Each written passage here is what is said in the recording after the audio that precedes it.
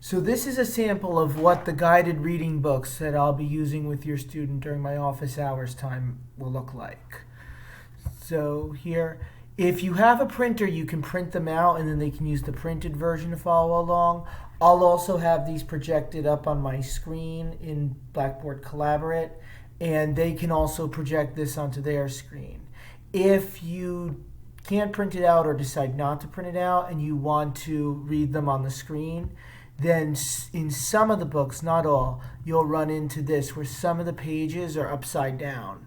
So if you come across an upside down page at the top here on your PDF toolbar, there's a rotate clockwise arrow. So you just hit that twice, once, twice, and then that page is right side up. You scroll down and then you come to a page that's upside down. You just do it again. Once, twice, and now that page is right side up.